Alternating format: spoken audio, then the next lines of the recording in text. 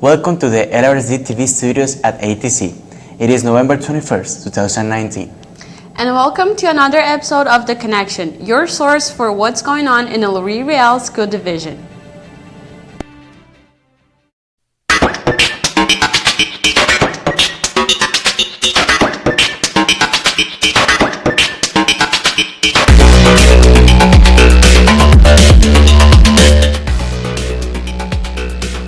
Live from the Riel Arts and Technology Center, I'm Salomon Pena. And I'm Raquel Silva. It's been a busy week since our last show. On this week's program, we have details regarding the championships of the Dakota Lances volleyball team. Plus, the Winnipeg High School Football League Division I Championship. But first, we start here at ATC with information about the upcoming seniors dinner. Thanks, On guys. Thursday, November 28th, ATC will be hosting a seniors dinner from 5:30 to 7:30 p.m. And live with more on the story, here's Josh Farrell. Thanks, guys. I'm here with culinary EA Marina Murray. So, why are we hosting the senior dinner?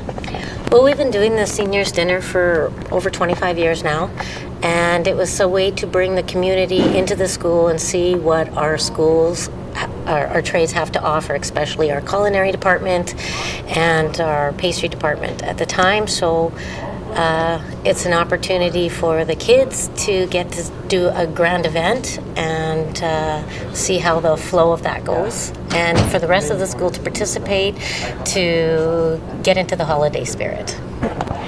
And who will be preparing the food, and what food will be served? The culinary department will be doing the food, and it'll be a traditional Christmas dinner: turkey, mashed potatoes, mixed veg, I believe tossed salad, cranberry sauce, stuffing, all the fixing. And the pastry department has got a lovely dessert this year of cream puffs. And do you need anything to get into the event? Well, you need a ticket to get in, and hopefully bring a canned good for the bin, and donations of money for the Kiwanis group is another thing that we do when we're doing that. And what is your goal for the event? To have fun, enjoy Christmas, and get into the spirit. All right. Okay. Thank you for joining us. You're welcome. Thank you. All right, back to you guys. A new structure was built on the playground at École Julie Riel. The playground received a new global motion spinner. It was built so that many students could enjoy it, not just one. The idea of the global motion spinner came from parents who wanted a new play structure for the school that kids could enjoy. In the span of 2 years, they raised around $30,000 from many different fundraisers. The city even matched their donation to help out by donating $20,000. Shannon Matthews, head coordinator of the school playground project, said it's all the parents and kids' idea to build the global motion spinner. Started off with just talking with some kids and some parents on the playground, and an idea came to us that maybe we should add some new pieces. The playground's been here since 2001, so we thought maybe we'd add a couple new pieces. We went around to the classrooms and asked some of the kids what they would like to see, and global motion spinner behind me is one of the pieces that the kids really liked, so we thought we'd start fundraising and add to the playground.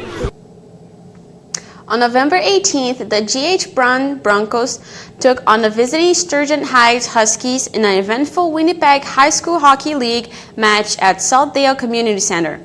It was the first time these two Platinum Promotions divisions teams face one another, and their next game will be on December 12th at the Keith Bodley Community Center. With more on the story, here's Andrew Zolondek. It was a very back and forth match. The pace of play was very high, and the Broncos did a multitude of good things throughout the game. Their skating, physicality, and passing were all on display for J.H. Bruns, but there were some controversial calls that put a hindrance on their chances of winning, with 2 of their goals getting called back.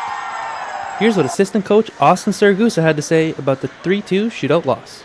We've always worked pretty hard. A couple calls didn't go our way, a couple bounces went their way, and that's pretty much just difference maker. Hockey's a game of bounces and a game of inches, right? So they got a couple more bounces than we did, and then came on losing out here tonight. J.H. Bruns defenseman Parker White was a standout performer. His excellent breakout passes and strong board play really helped the Broncos in their own zone, and he even contributed with a goal. Right after one of the Broncos' goals got called off in the second period, White had a slot chance in the following 30 seconds, and he buried it for his first of the season. Here's what he said about his team's play and his goal. It was a great game today. You know, we didn't get lucky bounces. Feel like we should have got a couple more calls, but that's the way it goes, I guess. Dragged it to the middle, got a open shot, open lane just to shoot, and got it in. Assistant captain and Broncos' leading goal scorer, Riley Tackaberry, was another standout performer for J.H. Bruns. He set the tone for Bruns with his speed and tenacity on the puck. Here's what Riley had to say about the loss. Well, it was a physical game, but we pulled through, got a couple clutch goals and bad calls in the end. It was a very intense game between the Sturgeon Heights Huskies and J.H. Bruns Broncos, filled with speed, physicality, and some controversial calls. Despite the J.H. Bruns Broncos' solid team play, they couldn't come up with the win and look forward to their next home game against the Dakota Lancers this upcoming Monday. Reporting from the Southdale Community Center for The Connection, I'm Andrew Zalondek. The 2019 SCAC Girls Volleyball Championship was held at Dakota Collegiate this past Friday. Dakota Lancers dominated J.H. Bruns 25-16 in the last set with their amazing play. With more on the story, here is Harmeet Kaur.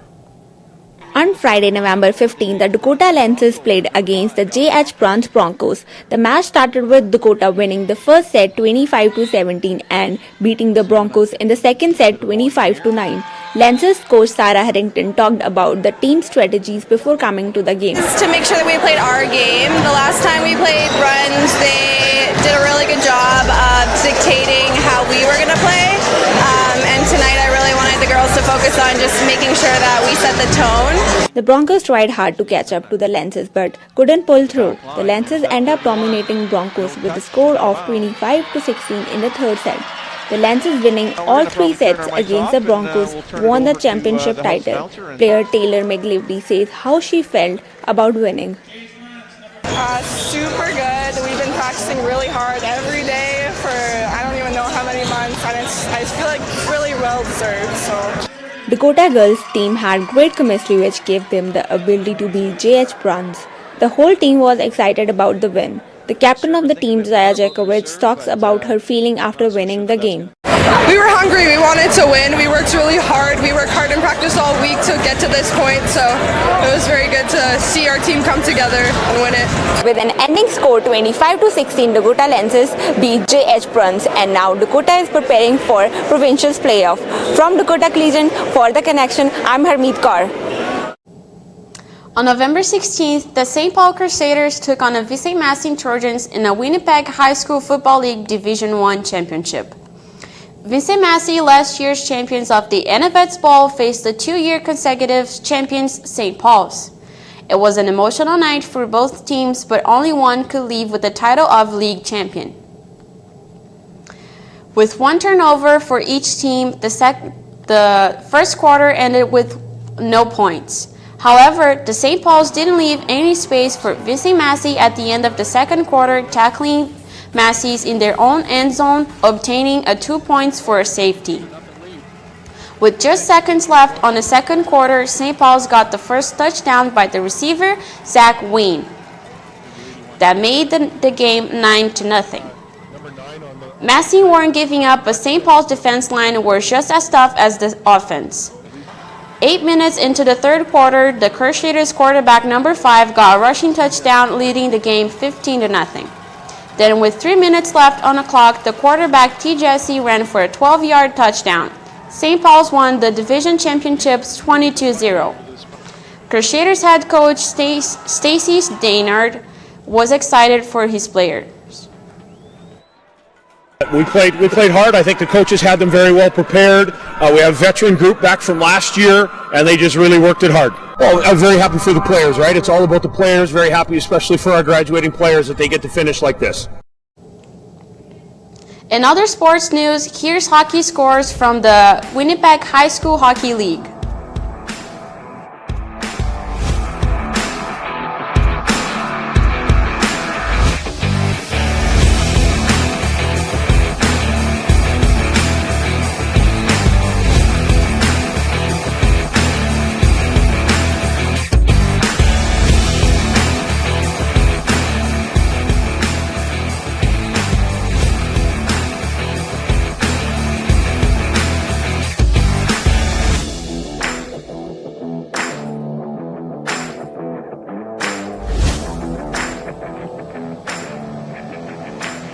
That's it for today's show of The Connection. Our next show will be on November 28th. You can watch our previews and latest shows on our YouTube channel at LRSD TV. You can also send us news stories we can cover happening in your school by emailing us at lrsdnews@lrsd.net.